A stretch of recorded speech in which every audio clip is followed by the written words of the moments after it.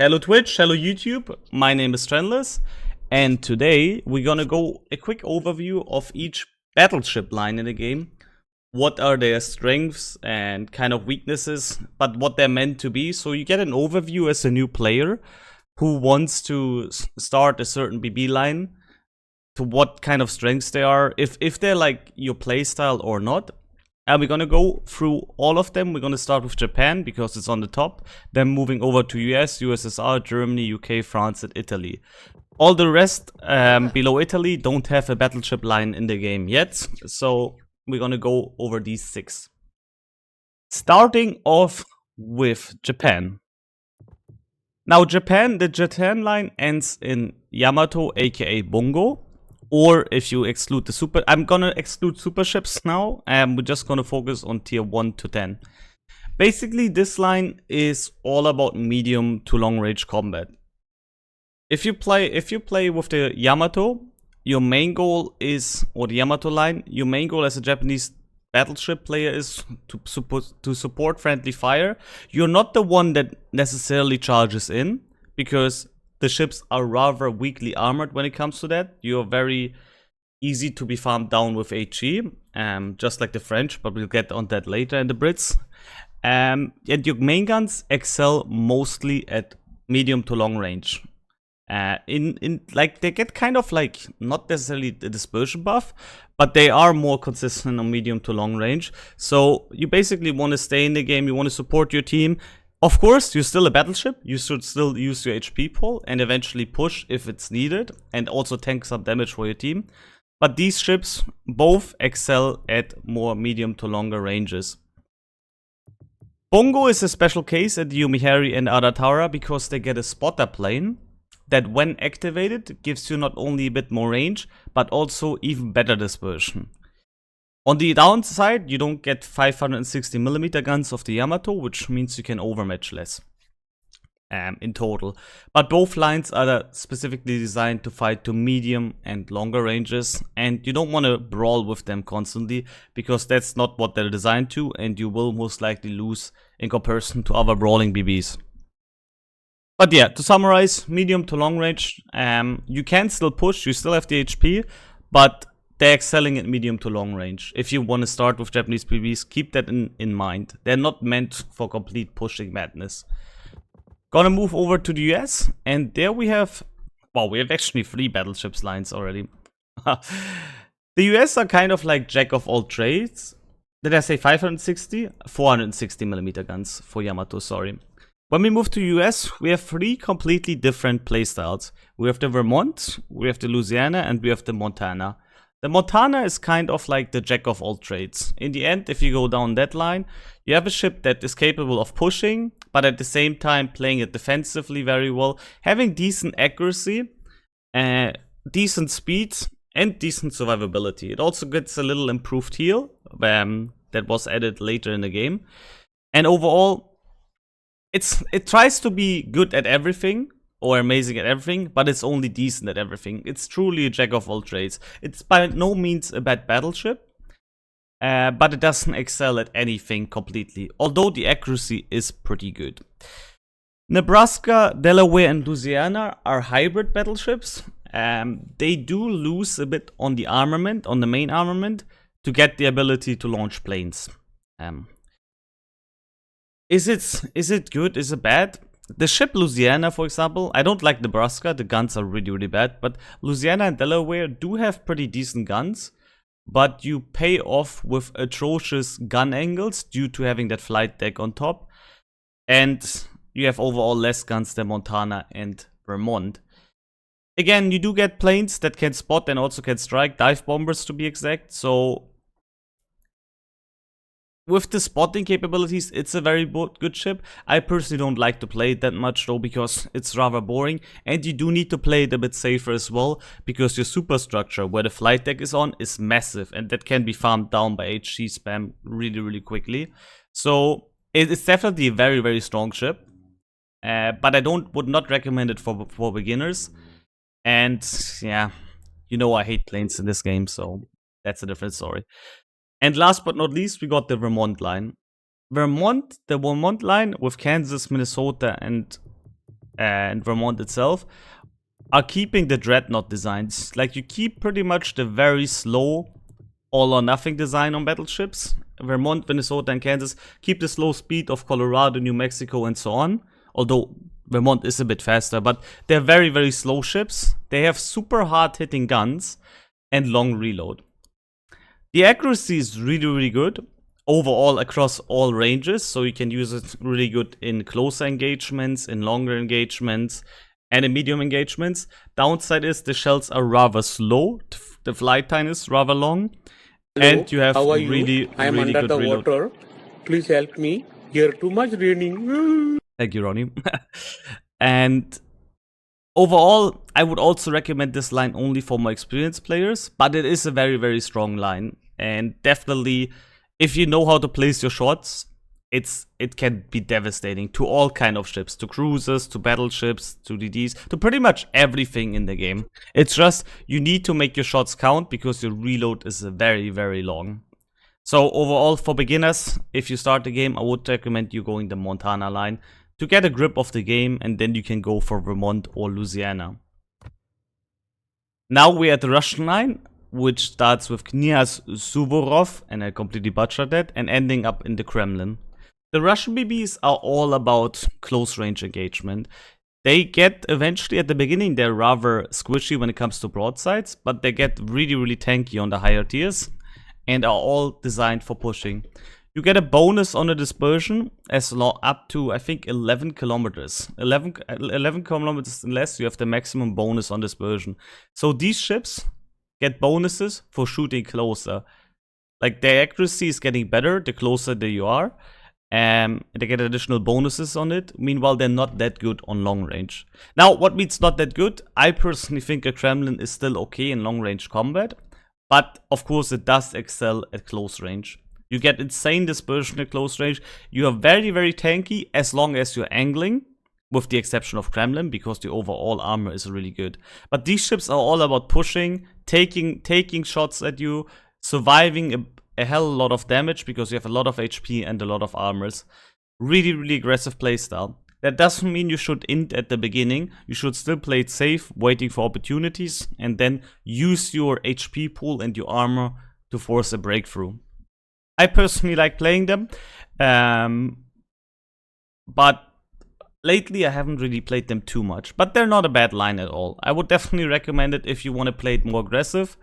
And one thing that is really good at this line for beginners as well, up to Ismail to Sinop and also Vladi. Now, actually, every ship besides Kremlin is an exception because it has so much armor, but every ship from tier 3 to tier 9 can get really, really hardly punished if it shows broadside.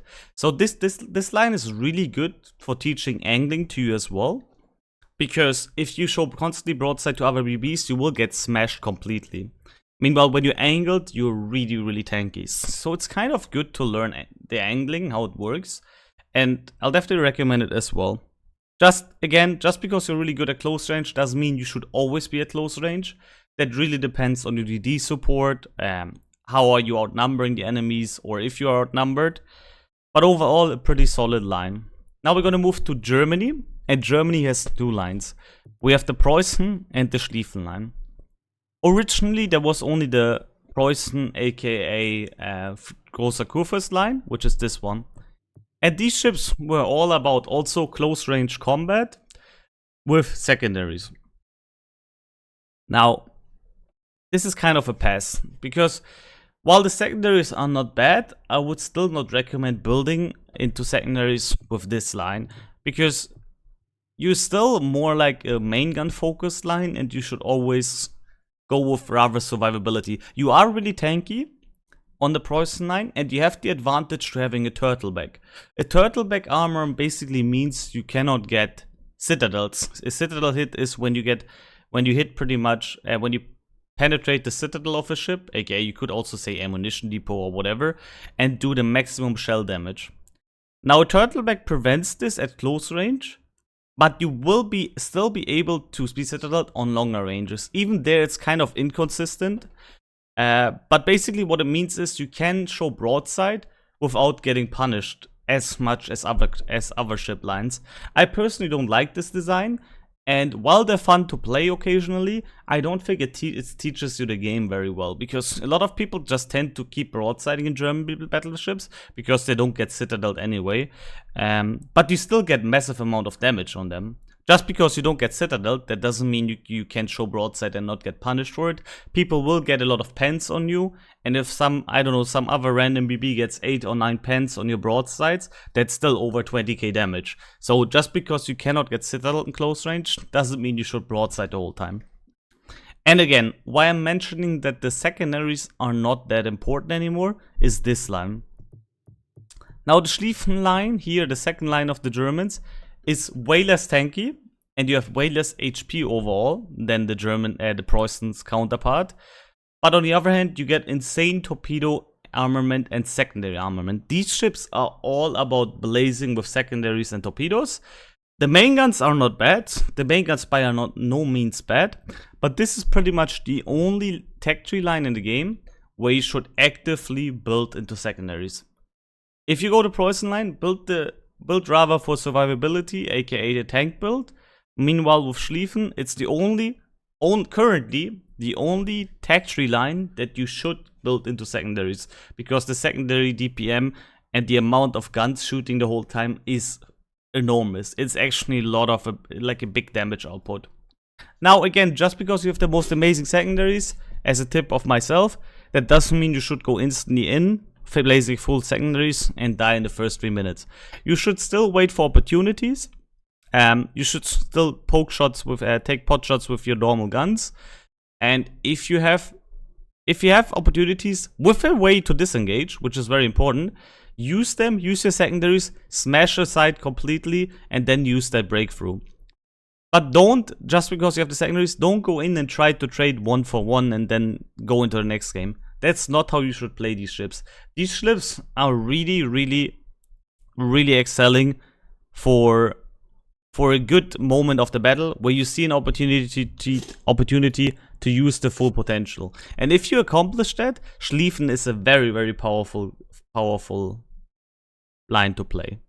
Like, I really like playing the Schlieffen. A lot of people find it's a dented ship because secondaries are so strong and people just int with them. But that's more like a personal player problem, that people just think they need to always rush in and then die and trying to take one with you. If you really play this line to its full potential, it can be very strong. And it's definitely a secondary line that's not to be underestimated. Now we're going to move on to the UK. UK also has 2 lines. We have the Conqueror line and the St. Vincent line. And these 2 ship lines are in a lot of way the same and a lot of way different. 1 second. Give me 1 second, I need to quickly open the door.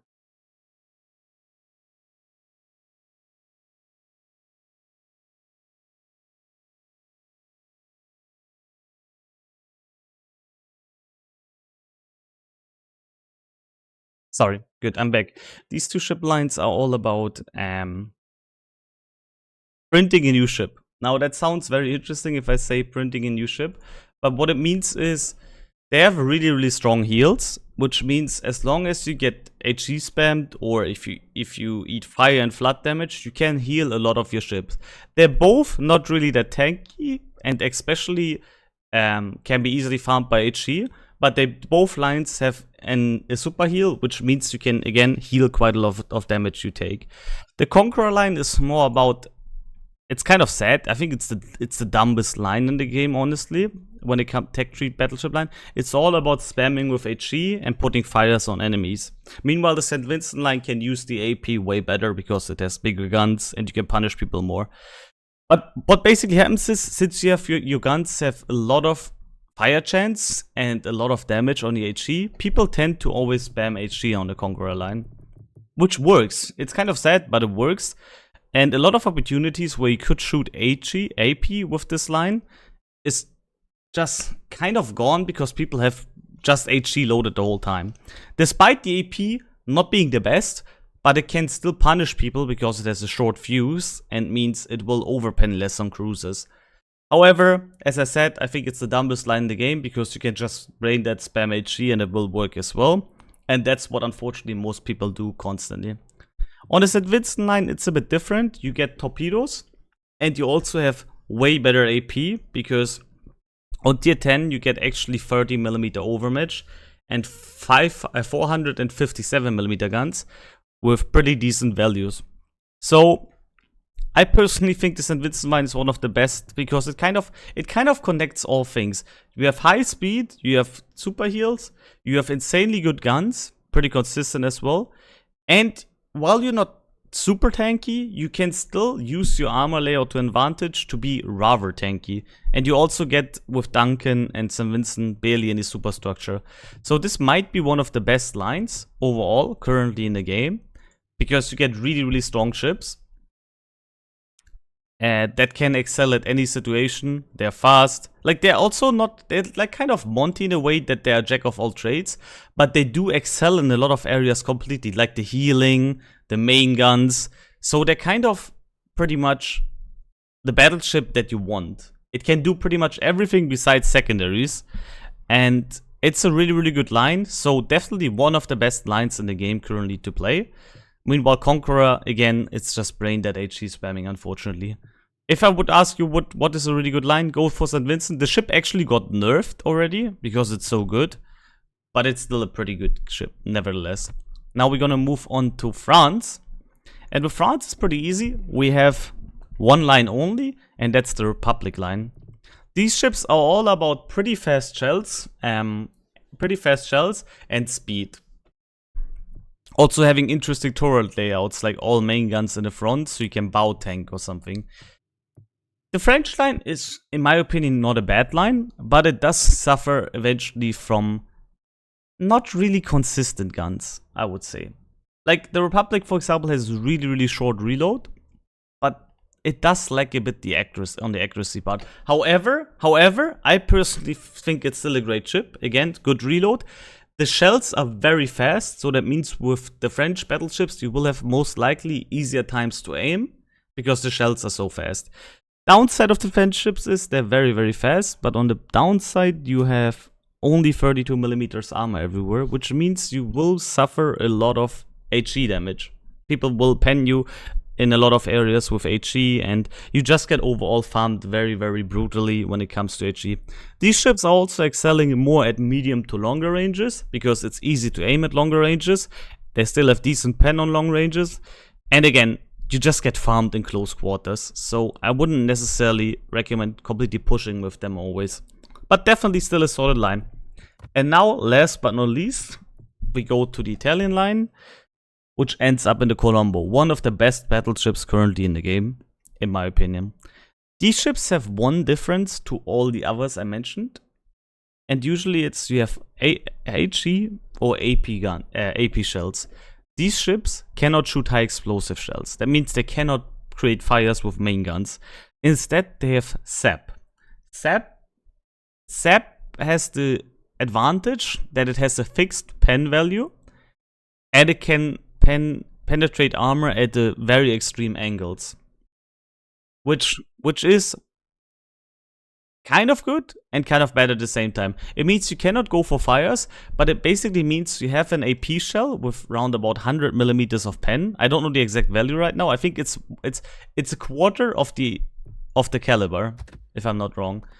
Let's see. Colombo has 380mm guns, so the pen is 96mm guns. Okay, yeah, roughly a quarter it is. Good. It is a quarter actually. Yeah, 96mm. Of pen. That means the SAP will always be able to pen 96mm of armor, even at really extreme angles. Like at angles where you would ricochet with AP, you can still pen with SAP. And if you land these shots on cruisers or BB superstructures, you can do a massive amount of damage. You also got a lot of guns and decent accuracy as well. So overall, these ships, especially with Lepanto and Colombo, the ones before it are kind of although the tier 7 is also pretty good, excelling at punishing people even if they're fully angled. Downside on these ships is you are fairly tanky when fully angled. Hello there. But if you show a bit of broadside, or not broadside really, but if you angle only slightly, there's a lot of areas where you can clip shells. You have a lot of, I can show it to you with Colombo real quick. To show it to you. You have a lot of areas where shells will arm on you because you have armor there. For example, you have these...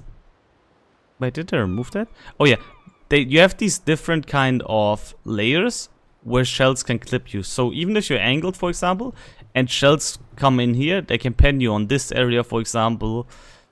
And there's a lot of open spaces where you can catch shells, which can be quite punishing, even though the superstructure is not that big. But overall, a very, very strong line, and Colombo might be one of the best ships in the game as well currently. And I would definitely give them a try. Again, not for beginners. I would go with the Italian BB lines once you got a bit of experience, because they do play a bit different than other BBs. You do not have HE, you cannot rely on fires, and you need to utilize the SAP in the right moment. But yeah, this is pretty much a good overview. Definitely would tell you to check out all of them. Again, with Italians and French, maybe they're not that beginner friendly, and you should stay away from them and go later on after you have a bit of experience with the others. And what to play, what to choose, that's up to you. But this is just this is a very, very basic concept to show what are the differences to the battleships. It's not like a complete, perfect, detailed description of each one. It's just a little overview so you have an idea which line excels at what. Not that you're like playing, for example, the Yamato line because you always want to push. Because that's not how the line is designed in this game. Just because you're a battleship, it doesn't mean it always plays the same. You have two opposite worlds, as Soviet battleships who like to push and are really good at close range. Meanwhile, when you have a Vermont or a Yamato where you want to stay more in the back, or in the Republic. But it's a basic overview. I hope you enjoyed it. Be sure to like, subscribe to the YouTube channel. And we're going to go into detail with more ships or more lines in the future. Again, it's just for the newer players to have an idea what to expect from certain lines. And thank you for watching, and I see you next time. Bye bye.